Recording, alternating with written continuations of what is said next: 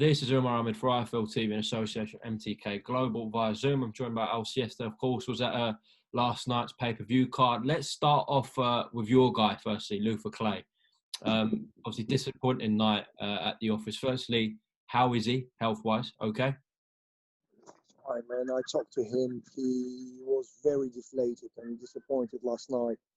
He just forgot all his bags and everything in the hotel and stuff. So, but he's okay. I mean, he's okay. He obviously very disappointed, but I knew how good Chris Congo was, but I didn't want to shy away from that fight because I knew Luther really can do it as well. But unfortunately, he just didn't turn up on the night. Conor was very quiet. And even if they gave him any advice, he didn't listen. He just kept marching forward. And really, he made Chris Congo's job very easy. Really, he was a target yesterday. He thought he would overwhelm Chris Congo with his bravado, but that wasn't the case. Chris is a very slick operator. And that was 25% of Luther Clay, really, I know, intellectually, boxing-wise. He made it really simple and really easy for Chris to take the belt away from him. And by the way, congratulations to Chris. I'm really pleased for him. I know how hard he tried for that. I was very sentimentally touched by he had the belts on the wall and he was praying every morning. That was really, this is the kind of fighter. He was visualizing it, and it's well done for him. And if ever I can assist to Chris Congo in his career, I'm always there as well. But primary, Luther Clay is still my fighter. Obviously, he'll come back strong and he will learn from this fight and understand to listen to the team and get mature quickly. That's what he needs to do because he's only a young man. He's 24. At times, the fight was very good. Luther was doing some good work to Chris's body. But I think there was a few things. Chris's size, firstly. He was having so much success with the 1-2, Chris. And you could see he was hurting Luther. And credit to Luther, he kept coming forward and kept coming. But I think the stoppage was inevitable at some point. I agree completely. It was inevitable. The problem is whoever knows Luther, he is susceptible to 1-2. Everyone who spars Luther, they know it's quite easy to land on him. But when he wants to, he becomes invincible. He's got really good head movement and everything. But the Zulu warrior arrogance about his chin, always we've been telling him since you cannot be negligent towards your head. Don't think you can batter the baseball bats with your head. It's never going to happen. It's never going to happen. You need to be very careful. It takes a really good operator or takes a puncher for you to just suddenly find yourself on the floor. And you know what? With him, he's so stubborn. And this is a lesson for him to understand. You can't fight with your head because Luther is much better than that. He's got really good set of skills. He understands about head movement and everything. But he just, for some reason, he lost respect. He was like a crazy man last night, you know? And obviously, inevitably got punished by Chris, by better operator. Last one on this. What happens now for Luther Clay? Obviously a rest, but what are you planning for him? It's 3 weeks rest. Go back to the drawing board. I'll speak to Eddie. We'll see what we're going to do. If Ed doesn't want to use him now, I've got loads of Cold Wars coming up where I rebuild Luther. He'll be back really strong, much stronger.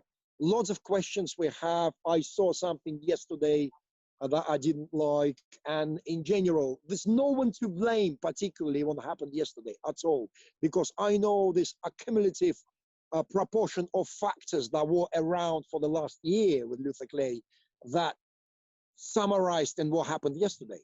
So because I'm a promoter full-time now and not just a manager, obviously I have big stable of fighters to take care of and lots of commitments to deliver. Obviously I bring my attention back to Luther again. And we will need to tidy up the situation. But overall, he'll be back very strong. And he's only 24, as I said, and very talented kid. Let's move on to the main event. Your fellow countryman, Alexander Sasha Povetkin, with a superb knockout. It kind of came out of nowhere as well because Dylan was controlling the fight, dropped him twice in the fourth. But Alexander took it away from him in the fifth. Just your thoughts on the fight and how it ended. Right, my thoughts on the fight, as you know, I put a post up with Boxing Social where I said it's inevitable. The KO is coming. I've got no doubts. I never doubted that for a second. And the reason for that, I tell you, Alexander Povetkin is very, very wrong stylistically in every single aspect of the boxing game for Dillian Whyte. Dillian's ring IQ and understanding of the game, his experience, he's a kickboxer. He's a tough kickboxer who is really a bit like Luther Clay, learning his trade as he goes along. And Mark Tibbs and the guys done fantastic job because Dillian really excelled. Plus, he had massive luck on the way, and he was on the whisk of losing few times, as you saw, and he pulled it out of the bag with Chisora or Joseph Parker and Oscar Rivas. But Povetkin is too experienced. He's too clever. Listen, Povetkin was old yesterday, but even old Povetkin, who's been dropped twice, apart from those two drops, he was commanding the fight. He was throwing better body shots. He was leading from round one. I don't know what Adam Smith and Macklin saw. Povetkin was doing all the job for me. What Dillian was throwing, it's like a very lazy jabs and caught him twice. Yes, he did. But Povetkin was sniffing around Dillian, trying to understand. And that's what I knew. Sooner or later, he would find the key. And that came in an impeccable fashion. And I know Dillian will come back, but what a stupid fight to take.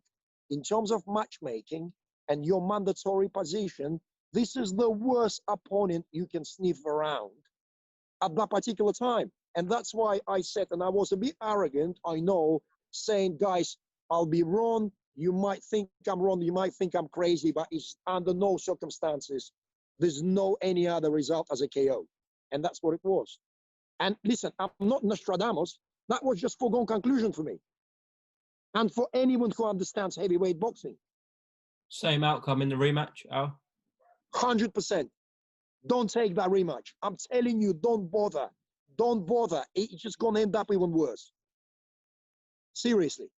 Okay. It's just a wrong. Do you understand? Listen, wrong fight is like almost like if I ask Luther Clay to take a rematch against Congo. It could be better. It could be better, but it's the years gap between Luther learning and understanding about the distance and the pedigree of Chris, who finds the fighter of Luther Clay's caliber and general style very appropriate for him. And that's why the reason Team Congo recognized in Luther and they offered this fight. And I couldn't shy away from it because I wanted to see where Luther is. Same as with Povetkin. Unless you wait another 3 years when he's completely old, even old Povetkin will find the key to Dillian because just Dillian's boxing is suited for Povetkin's style. Simple as that. How do you think he gets on with the likes of Wilder, Fury, Joshua? No chance. No chance. No, Povetkin, no chance as well. Maybe with Tyson Fury, I tell you why. Sasha knows about the punching power dangers. Tyson, unless Tyson puts on him like what he did against Wilder, if Tyson will be playing with him, Povetkin is actually quite nifty himself, as you saw. So he could find that what he did with his cousin, with Hughie Fury. Yeah? Is Hughie Fury cousin of Tyson or brother? It's first cousin, yeah. Yeah. So this is kind of Tyson would be suited. I mean, Tyson is the slickest heavyweight around, but I think he would be more comfortable than Wilder. Saying that Wilder is vulnerable. I mean, vulnerable as we saw. But you know, Sasha is getting older. I saw it yesterday. He's getting older. I mean, Povetkin 3-4 years ago would have been very good for all of them. And there's a reason why he's top 4 heavyweight at the moment. But outside of that circle, for Dillian, it's really stupid rematch. I wouldn't even bother. Trust me, that will really put Dillian's confidence out. You cannot teach Dillian quickly to deal with Povetkin. Maybe I'm wrong, but I truly believe Povetkin learned about Dillian much more than Dillian learned about Povetkin, believe me. That's the bottom line. Last one before I let you go, Al. The opening fight of the card, I think I have to say practically everyone had Zach Chelli winning that fight against Jack Cullen. The judges saw differently. Right, okay, let me tell you about that. I don't know, for whatever reason, maybe because it's my fight and I'm not liked at the moment by British Boxing Board of Control. I don't know. I felt a bit cold yesterday from British Boxing Board, not the guys, from the governors. But I don't know what's happened. Zach Chelli clearly won. Listen, even my children, they're 11 years of age, and my kid called me crying. saying why did they give a draw when Zach clearly won? Because my son called Zach as well. So he was crying. He was crying about Cullen-Chelli. Guys, this should be stopping because as soon as possible. Listen, I may be guilty. In Belarus, I had similar nonsense happened. And I'm not blaming British board, by the way, guys. Just please understand. But what I'm trying to say, fighters put their life on the line, train twice a day in order to go and perform in big pay-per-view shows, try to build their careers, and then you deprive them from the opportunity by giving the most stupid decision. How can you see that Jack Cullen winning? How? What, from what? What is the criteria? I want to know. What is the criteria? Apart from Cullen-Chelli being not English and Muslim, and other guy was a white British kid. I mean, is that the only prejudice? What we could base upon it? I don't know what any other. Do you understand what I'm saying? What is the reason? What is the reason? I mean, dodgy decisions happen all the time. All the time. And that's what annoying about boxing. All the time. And yesterday wasn't an exclusion. Yesterday it just was. Listen, dodgy decision happened on my shows. And I wasn't in control of it. I was proper angry. I said, what the fuck are you doing, guys? To Belarusian Federation. What are you doing? Where are you watching? Is there a second ring somewhere here? What are you watching? No? What is Zach okay? How's he feeling? Zach is good, man. Zach is good. He's a warrior, isn't he? He's a mujahid. Mm. You know what I'm saying? They're proper strong people, aren't they? I mean, they need to go to the drawing board again as well, because lots what I sing I didn't like yesterday because we just started to work together. So I've got plan. I've got really good plan for Team Clay. I've got really good plan for Team Chelli.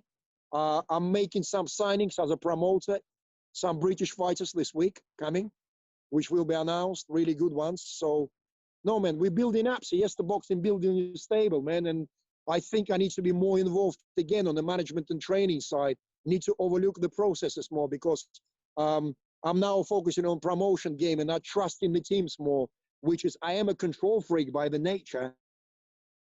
And I need to stay that way, I think. I need to poke my nose everywhere because that really helped me in the past, you know? All right, Al, thanks for recapping last night's card. A lot of controversy and things to talk about involving your fighters, etc. So it was good to get you on. Hopefully catch up soon, okay? Brother, thank you. God bless you, man. Bye.